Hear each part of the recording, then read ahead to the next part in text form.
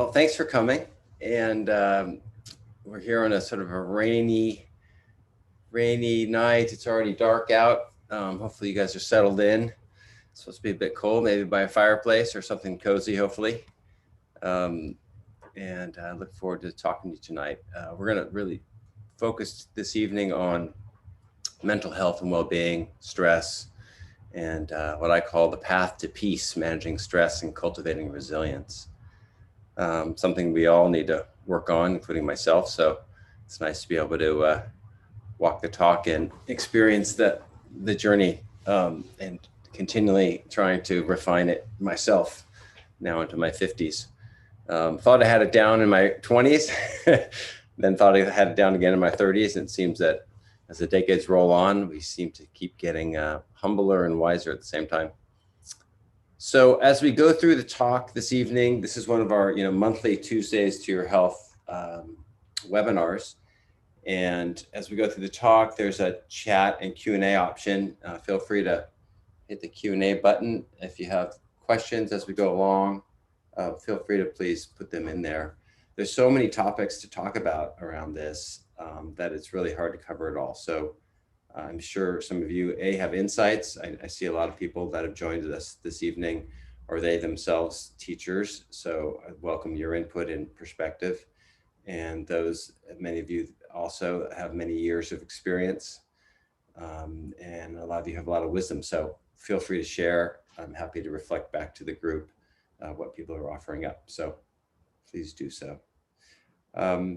So, I wanted to start off really sort of setting the context for the conversation, in that, Gabor Mate, I think, said this nicely, which was really, there's all this distraction that we typically have in our lives. This past year has really shifted that, where we're able to, go out for dinner, go to the bar, go traveling, however we occupy ourselves.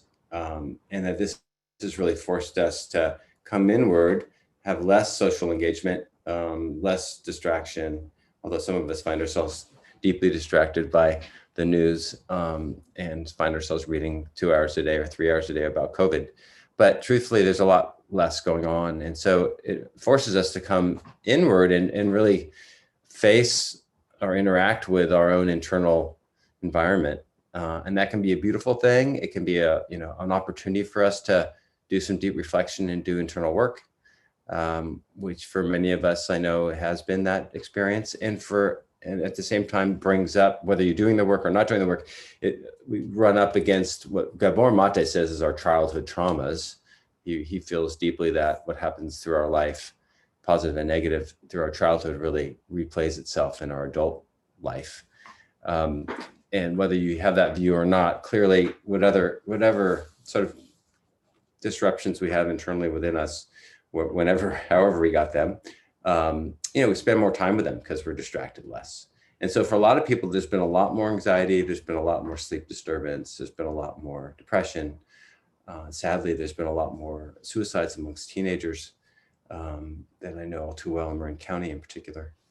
And there's just been a lot of suffering. And so I'm hopeful that this evening we can spend a little bit of time reflecting on that, and maybe doing some practices that might help give some insight for one another around how to relieve some of that suffering, which isn't always blissful. Sometimes it's not just let's just sit and clear our minds and bliss out, but it can be, having a little, being able to sort of approach these difficult moments in our historic life, but with a bit more emotional detachment, where we can observe them from a bit further away from our emotional reactive place.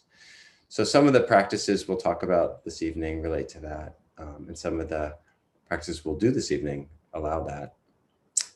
So I'll start with a slide deck, and again, feel free to contribute as we come along in the Q&A button that's down at the bottom.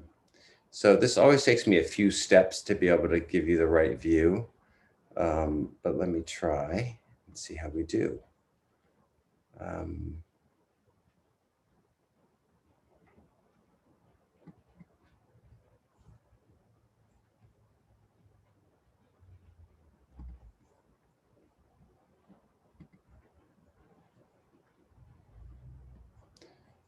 So I'm hopeful that you have the full presentation view. Rick, does that seem accurate? Yeah, you're good to go. It looks good. Great.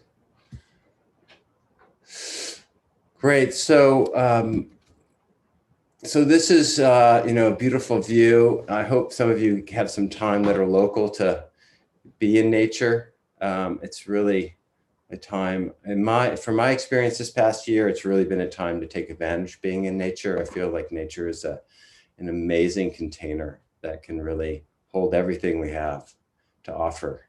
Anything that we offer it, or anything that we have that comes up within us. I know when I've been going through my own difficult times, even in my late 20s when my father passed away, I spent a lot of time in nature, and it really seemed to be such a container that could hold you, and it really put things in perspective, and at the same time felt like a mother, really wrapping their arms around you. So I invite you to spend time there. This happens to be, some of you know, Fort Baker, and down there is Cavallo Point Lodge, and I'm fortunate enough to have my medical practice there. But a beautiful place to be able to hike, and walk and bike and whatever. So I encourage that as a foundational piece for us to help maintain our sanity. Sometimes a lot of us can feel overwhelmed. It may look like a lot of paper, or it could be children running around the house. It could be your spouse. It could be all sorts of things, our own internal demons. And so what I also want to take a moment to reflect on is, if we could all sit for a moment and close our eyes, or leave them open if you wish, but just sit comfortably and settle into your seat and reflect on a time when you were one of the best versions of yourself that you can remember. So a version of yourself that you really felt was in your element, and a moment of thriving in a positive way, where life seemed like it was expanding in a beautiful way for you.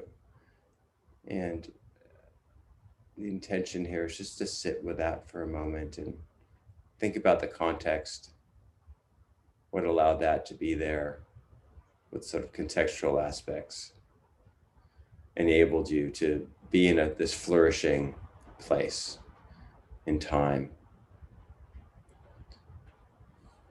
Maybe there were mentors there, maybe there was sort of just good timing, maybe it was the location you were living in, a partner or business partner or romantic partner you were with.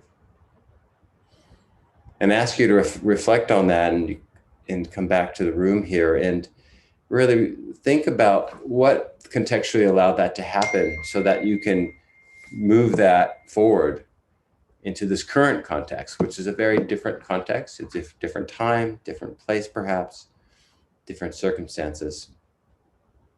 But these levers that allow us to be into these beautiful places where there are our best versions of ourselves are really ones that I encourage you to now allow yourself to reharness here in 2021. We have, a lot of beautiful things that are happening, that are sort of opening up in the community, locally and nationally and globally, as well as challenges.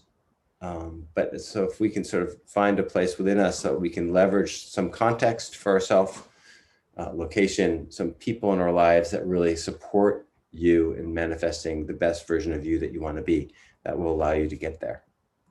And the reason I bring it up is there's really a lot of opportunity here, where you can put yourself in an environment where you have just the right amount of stress, quote stress, which typically people have a negative connotation of, but just the right amount that actually gets you to manifest, gets you to flourish, gets you to thrive, enough to stimulate your mind, to get you excited to wake up in the morning.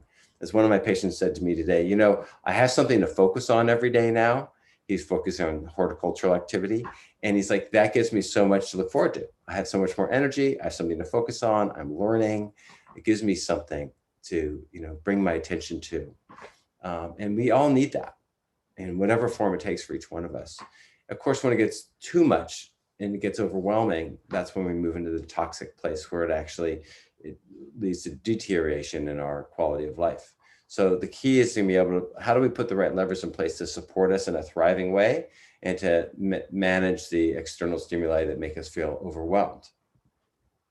And that's sort of a similar, diagram as what this looks at here, right? So ideally, you're sort of in that sweet spot in the yellow-orange zone. And when we're in the green zone, actually there's too little to do. And then we end up being hypervigilant. We get neurotic. We focus on things that don't have a lot of meaning in our life, but we get overly obsessed with them because we have so much time. We don't have a passion that we're sort of going after. So I encourage you to think about that and to give yourself, for those that don't have something that they're super passionate about, to identify something. And I often tell people, just experiment, try something for 1 week. You don't have to commit something for a year, commit to it for 1 week. And then you don't like it, you swap it out.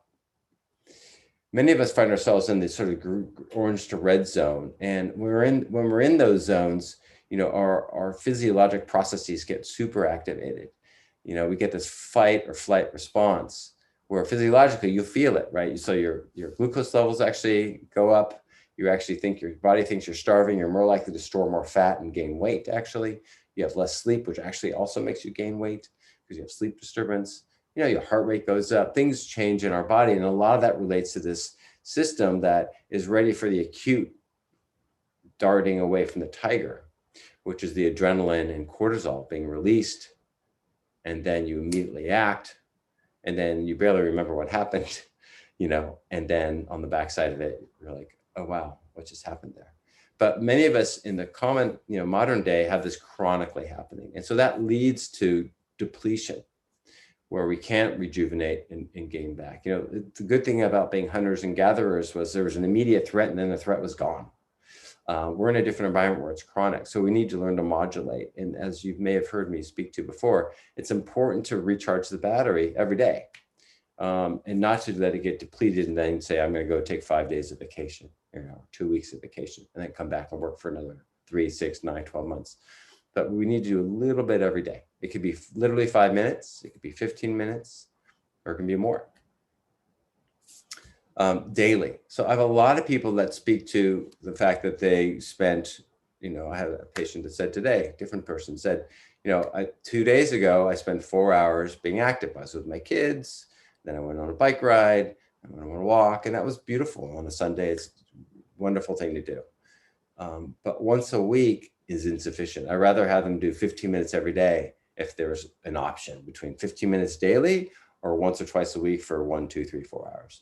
The daily dose is what we all need. Of course, the combo is even better.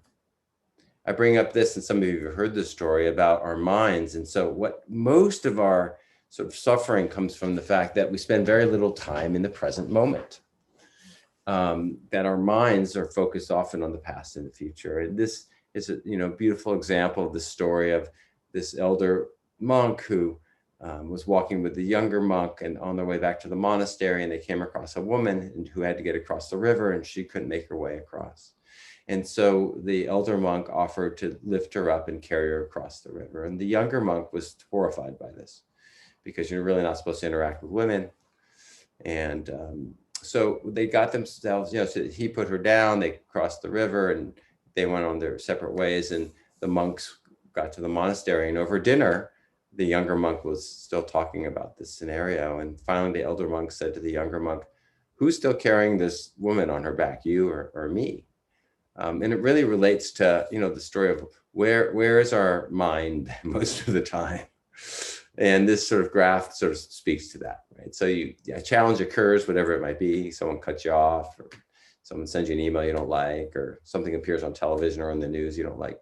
And that's gone, but we're still talking about it or thinking about it. And, my wife and I joke, particularly my wife will say to me, are you still telling that story? Like, and I have to remind myself, like, the more I tell that story, whatever that story is, if it's a negative story or a stressful story for me, the more it imprints on my brain, and the more of that circuit then sits in my brain, and it will continue to do the loop in our brain. And so I encourage you, when you have stories that are negative in your life, to limit how often at least you talk about it, you can talk about it in a therapeutic way if you're working on that with a psychotherapist or yourself or your friends in a therapeutic way, but to tell the story over and over again really builds these negative behavioral patterns and increases our trauma and increases our own physiologic response on a chronic basis. And the blue line here is really the person that is reliving that story, whatever the story is. Someone cut me off and I'm talking about that, later in the evening.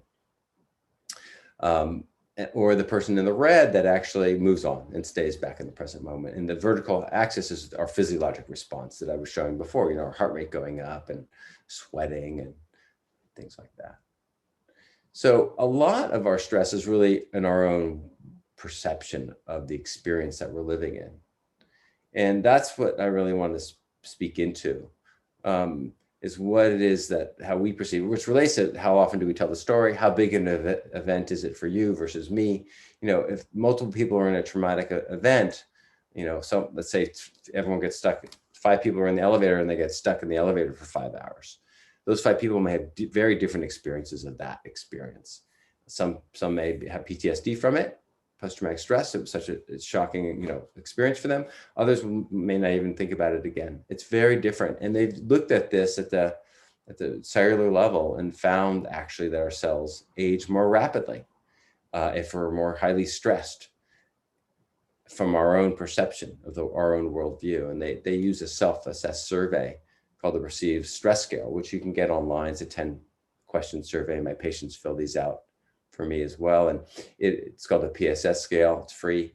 And you can look at your perception of your stress.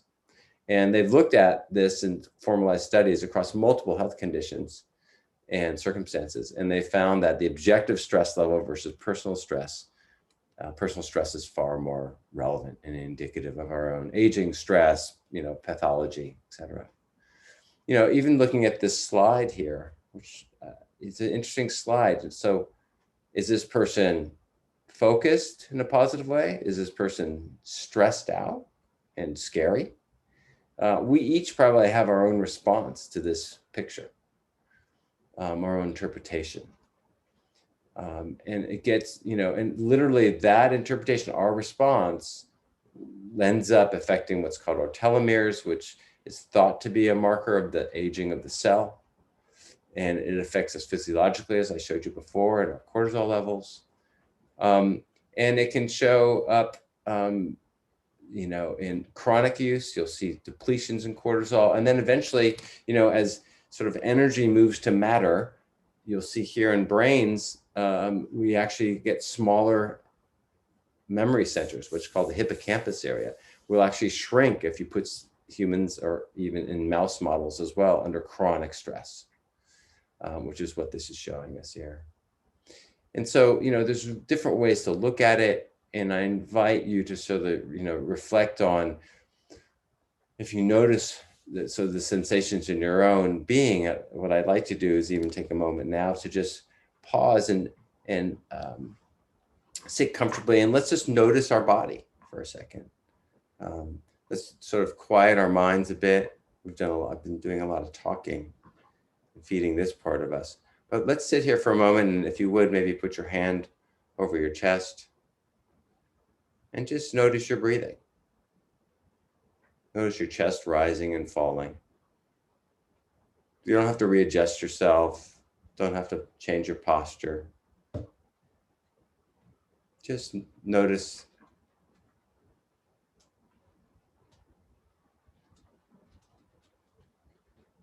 And immediately for me, for example, just speaking in real time here, I'm noticing that my chest actually is rising and falling a lot less. It's a little more constricted.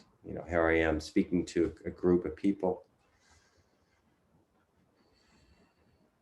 It's a shorter span. I notice this when I'm sitting here at the computer working, same thing.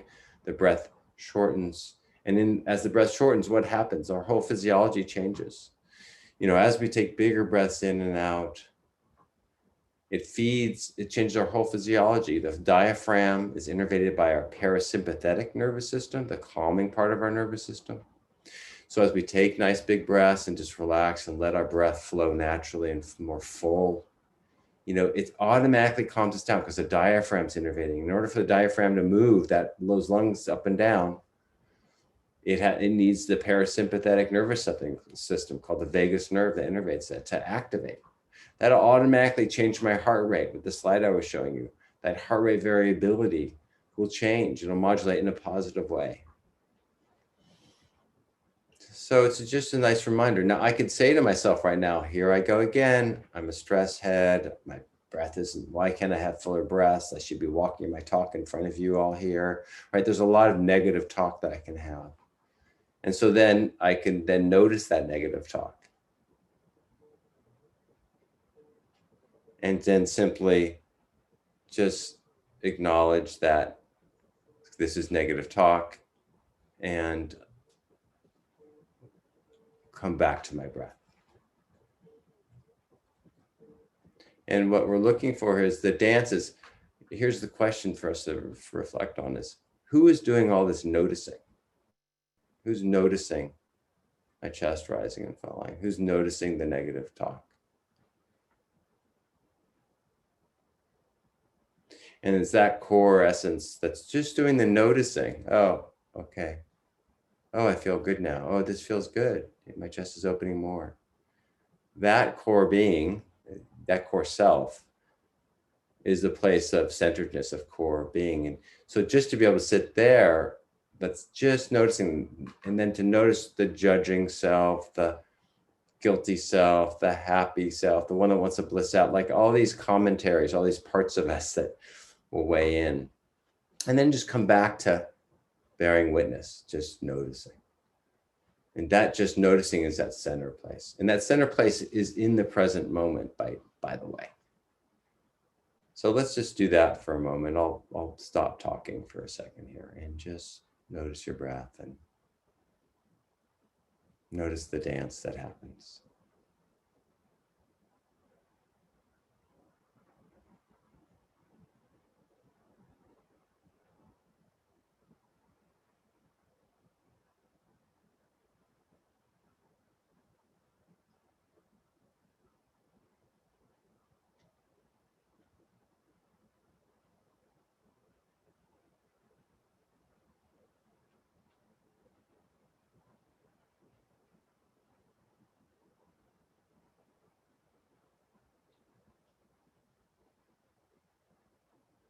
And if your mind gets distracted, sometimes it's nice to just be able to, you can imagine light coming down and through, down and filling your heart from above, and light coming from the ground and feel it coming up and meeting your heart.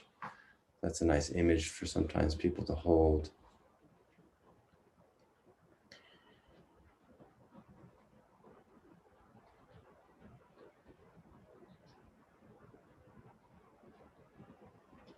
Sometimes it's interesting just to notice what's in the body. Sometimes colors emerge from in your mind. You may notice tension in a part of the body. Just breathe into that tension, just noticing it. Sometimes as you notice a part of the body, let's say for me right now, is up over here and the upper part of my neck, above my trapezius here, as I breathe into it, it's interesting. Sometimes a thought may emerge. Maybe it was related to what I'm holding in that muscle area. Maybe it's not, but a thought or an emotion or color.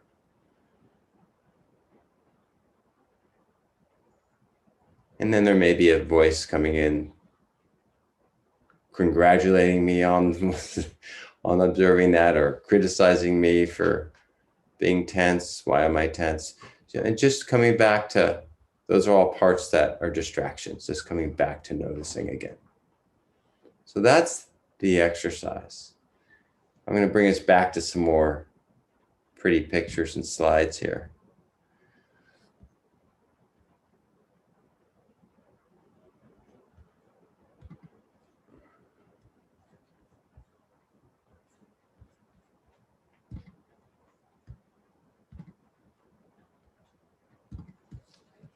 So as we sort of think about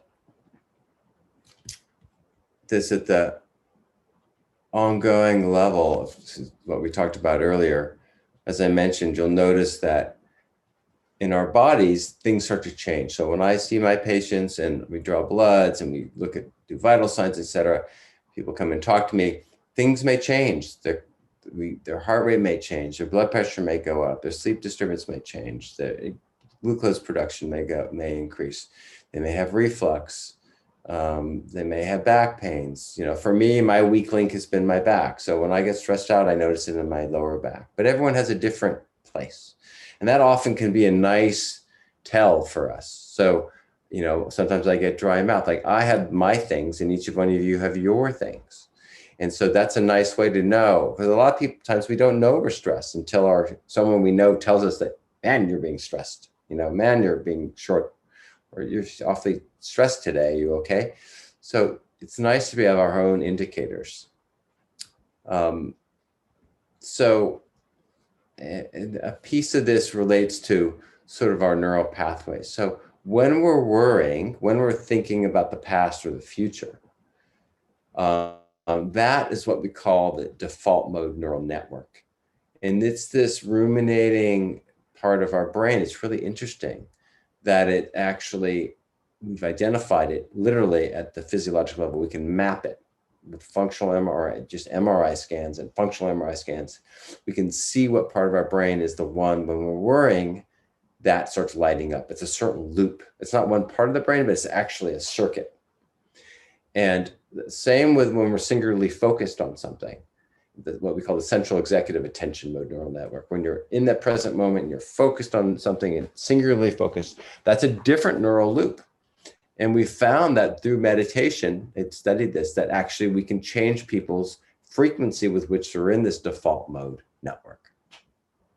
There's a lot of ways to do it. Some of you have seen me talk about, we could bang our heads, or we can sort of find other ways to, enhance our ability to manage our stress and actually even excel in what used to be areas of stress for us, because we gain more skills. And as we gain more skills and ability, we can handle more challenge and stay in this flow zone.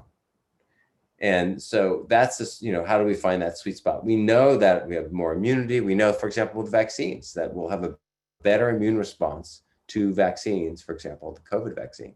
This has been well studied in the setting of people doing regular meditation, in the setting of people actually being in that flow state more, where they're less stressed out and burned out. Better decision-making, better concentration. And so how do we do this? It's just, again, all you need, literally, there's one teacher, Rinpoche,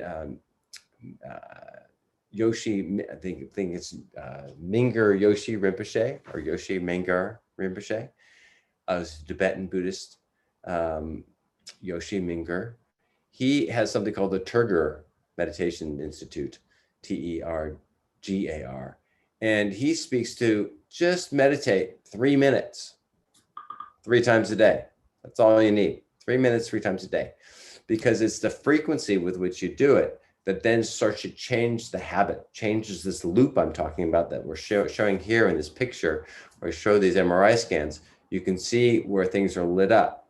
And you can see here on the right-hand side, A, B, C, D, you can see that the yellow versus the blue, you have the deactivation of this default mode network. It's less active amongst those that are meditating. And so if you do that 1, 2, 3 times a day, then you're much more likely to drop into it with much more ease as time goes on. So rather than having to sit for 45 minutes and meditate, it's much better to do literally 3 minutes, 3 times a day. And I've run the experiment, and I encourage you to, for 1 week, do that. He's got a great app. It's a very simple, basic app. There's a lot of great apps out there. Headspace, you've probably heard of Calm, Beautify, The Shift, 10% Happier. I mean, there's a lot out there. This one is very simple. And it's not guided. It's simply, if you wanted a ringing bell, it starts with a bell. You set the timer and it rings at the end, and that's it. And it'll track how many times a week you do it. Very simple, very straightforward. I encourage you to consider that. So, just moving forward, this affects our genome.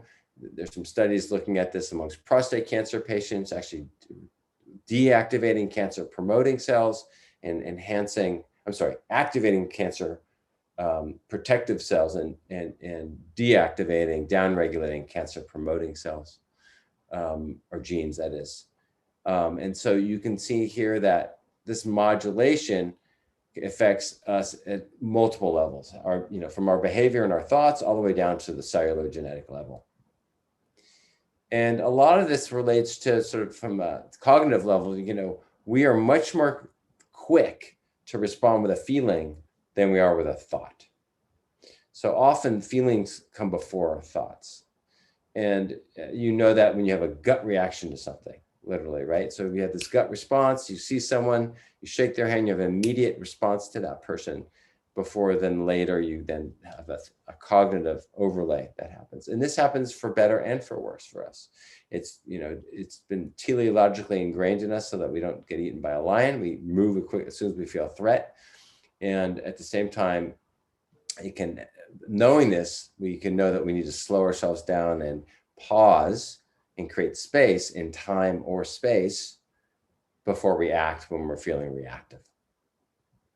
So what I thought I would do is really to speak to a couple different pieces. So how do we get there? A little bit of exercise is one approach.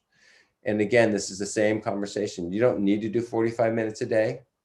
You can do 15 to 20 minutes a day to get the cardiovascular benefits that you're looking for. And if I just did 30 minutes of biking on the Peloton, and a complete mind shift having done that, having worked all day and been pretty hard working these past several days. Physical exercise, even a small dose, even a 10-minute walk, 15-minute walk can change the game for you. So I highly encourage that. You get a lot of benefit from even low physical activity. So, a bit of a sweat, a bit of out of breath, but not vigorous, gives you 2/3 the benefit as you would if you did high activity exercise. And then nature we spoke to. And at the very beginning, and I again go back to that, and relationships. And this has been most challenging for us during this time. Thankfully, particularly those that are older have been more socially isolated, and thankfully they're being vaccinated first. So hopefully most of you that are older than 75 have been vaccinated, and many of you that are 65 and older will be if you haven't already in the coming 4 weeks. And finding ways to connect on a regular basis, whether it's through Zoom or phone calls or outdoors, is really important. Being outdoors is far more safe with respect to COVID, and I encourage you to spend more time outdoors with your friends and loved ones.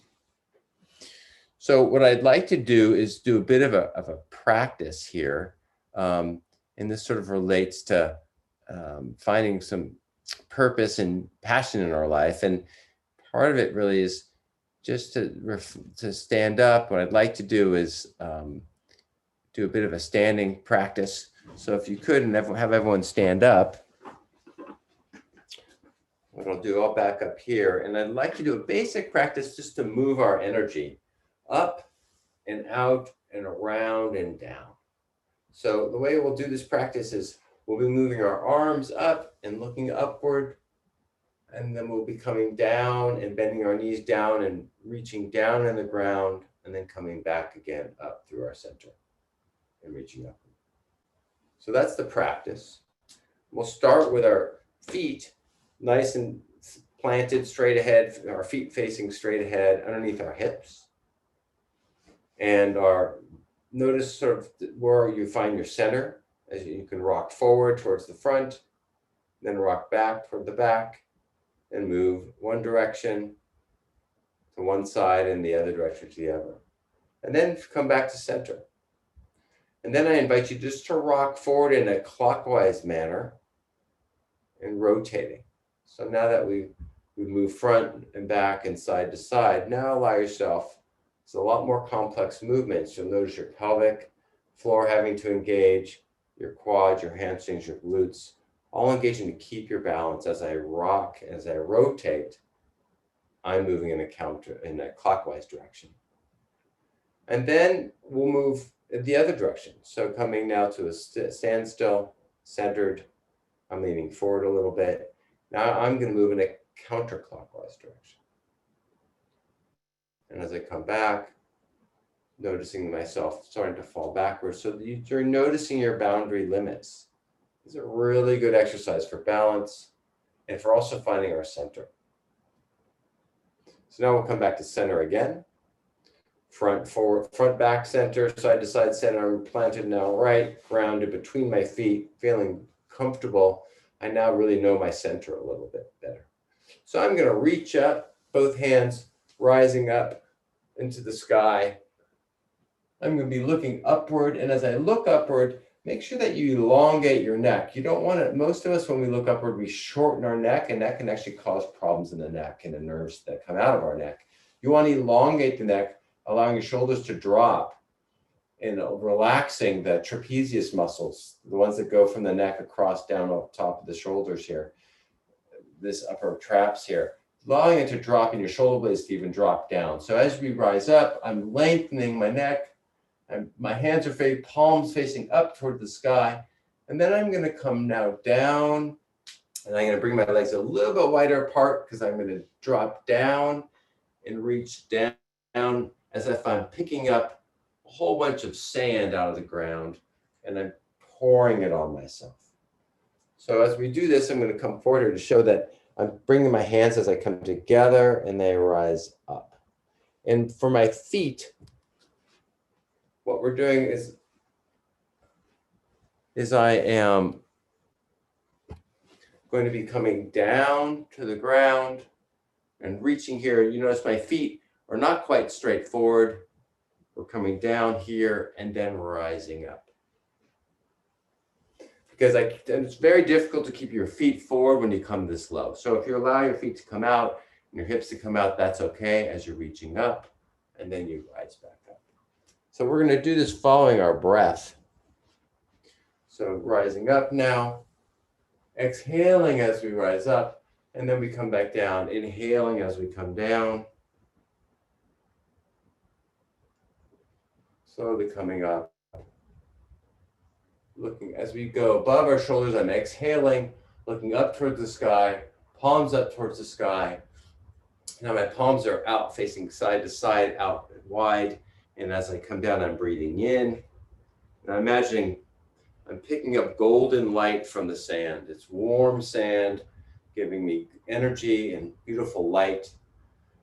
And as I rise above my shoulders, I'm expelling all that static energy that's in my body that I really want to disregard now, that I don't have a need for.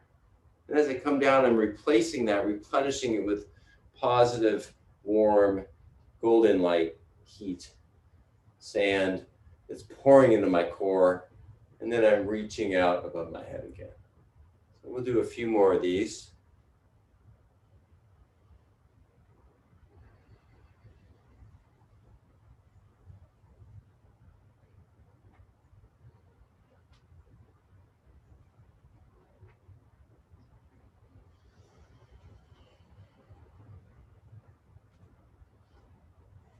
And just notice as you're doing this, you may notice your mind's talking to itself. Am I doing this right? This feels funny. I'm bored.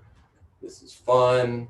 All sorts of conversations. And then just bring yourself back to your breath, back to your body. And just allow those different parts of you to talk if they need to. And then just come, once you notice that, just coming back to the movement.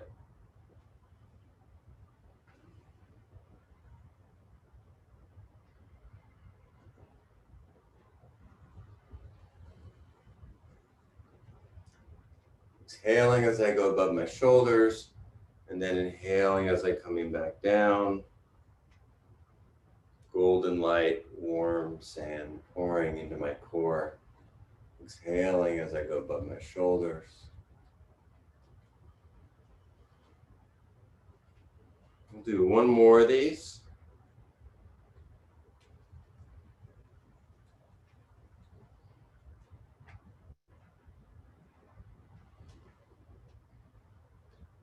Then we'll come to a standing position. You can bring your hands so they're just 3-4 inches apart from one another.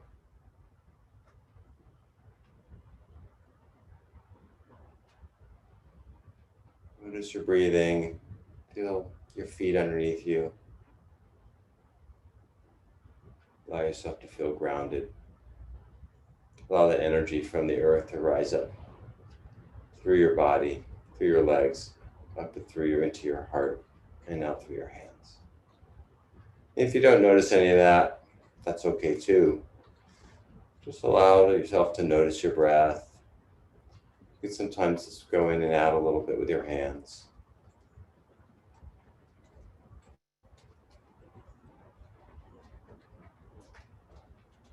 And then rub your hands together.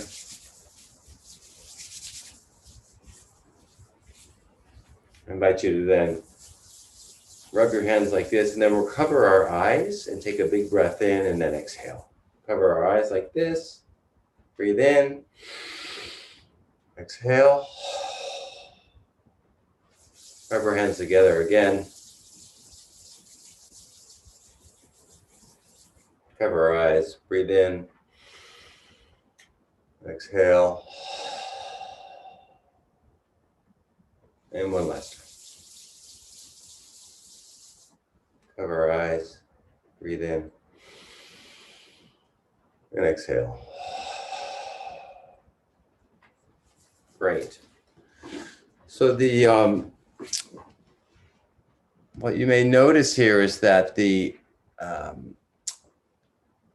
a lot of energy that sort of starts moving through our bodies. There's a couple of things to notice. So one is, the purpose of the last movement is there's a lot of energy that comes through the hands towards the end. When you rub them together, it generates more heat. Covering your eyes, the intention is that this energy that goes in through your eyes, from a Chinese medicine perspective, your eyes actually are the exit from your liver meridian. Liver flows, comes out through the eyes. The liver represents decision-making. It can represent anger and greed. And so there's a lot, there, so to bring that energy in through our eyes and down into the system. It also feels great. And that exhalation is a nice release as well, as we talked about before, engaging the diaphragm, and that's the parasympathetic system. So that's sort of quite therapeutic. So I'm curious for those, if you could comment, maybe in the Q&A or the chat, if you had more or less thinking, if it made you more awake or less awake, what sort of experience you had by doing this activity.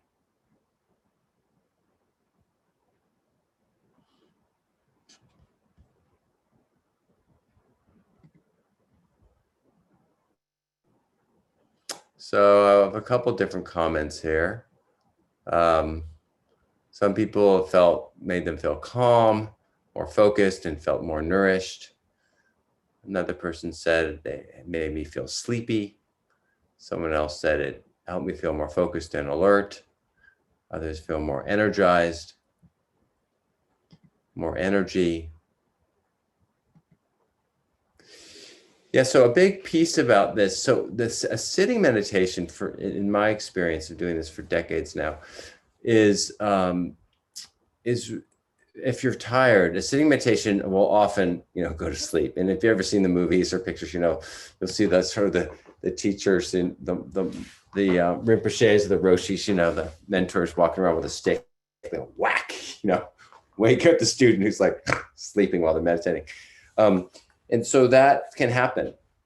A moving meditation like yoga, like Tai Chi, Qigong, this is sort of a Qigong practice movement, tends to be more invigorating. So the standing up and that moving gets the energy flowing physically, and is clearly much easier. For me to do sitting meditation for the first 40 years of my life was quite challenging. I was deep into martial arts, and so like that moving activity, moving meditation was really my meditation.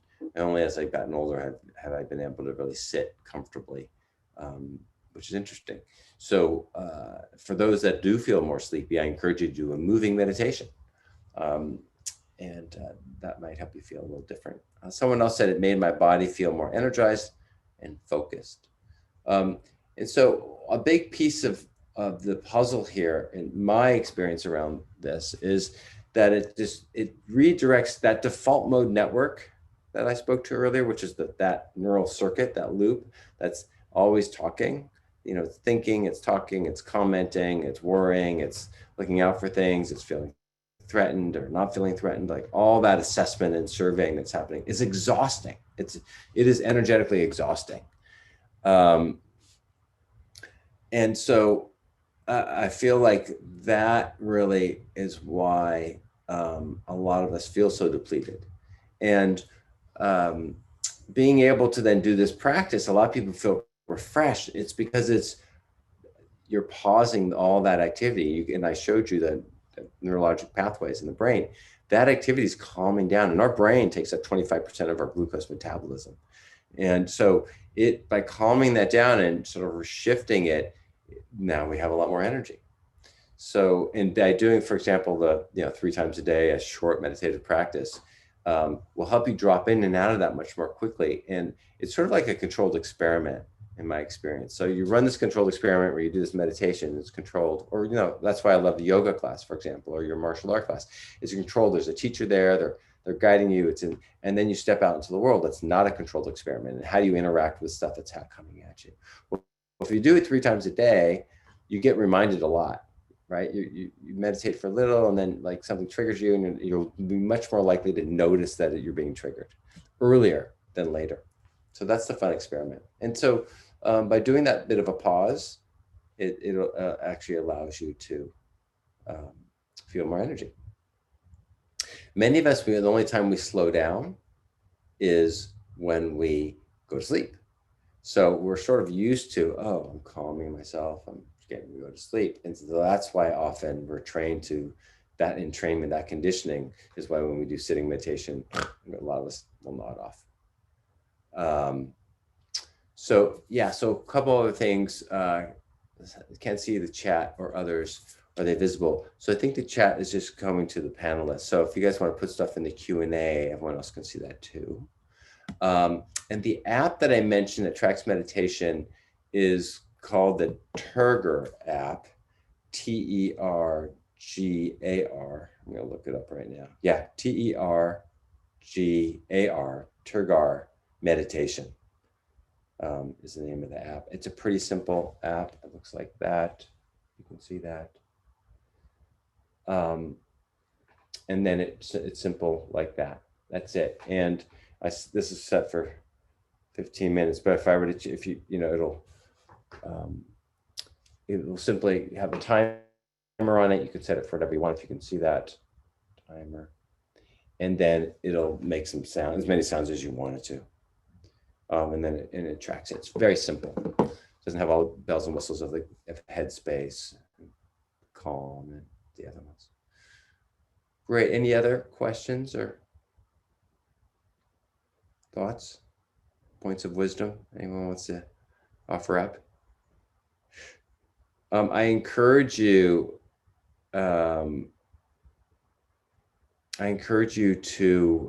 experiment with doing a brief meditation. The meditation can be very simple. You could like light a candle and just focus on that. You can just focus on your breath. You can simply just notice what thoughts and feelings arise up and just notice them, that's all. And then coming back to your breath, or just coming back to feeling, put your hand on your chest and just feeling your body. Sometimes it's nice to feel a physical essence. You feel that, and then your mind wanders and you just notice the thought and just come back to noticing your hand on your chest. Whatever, it's very simple. It's the point of bearing witness that is the journey. It's not about clearing your mind. A lot of people say, clear your mind. You'll feel bliss. That is a bunch of holy moly. That's not what happens. The very few people clear their mind. Very few people. I know very renowned practitioners that have been doing this for 40 years that say they rarely clear their mind. It's about separating your core being, from all the dancing, all the puppetry, all the monkeys on the back that are going on inside you. The commentaries, the feelings, the physical experiences. It's separating your core essence, your awareness, your core being, which is aware, from everything else. That separation between your core essence and being of all the other things, that's the journey. And as you do that more and more, then you'll not react to so many things. You could just bear witness to them in real time when they're happening in life. For each one of us. I mean, it's a journey for all of us. So great. Thank you for all your attention, everybody. It's always a pleasure to speak to you and to hear your comments and questions. And there's a request of would it be possible to see others next time. We could do this in a meeting format rather than a webinar format. So we can explore that. Sort of depends on how many people are showing up, and it depends on people's desire for anonymity since we put this on YouTube as well. So let me explore that and see if that's an option that makes sense. Okay, until next time, it's really a pleasure. It's an honor. Take care.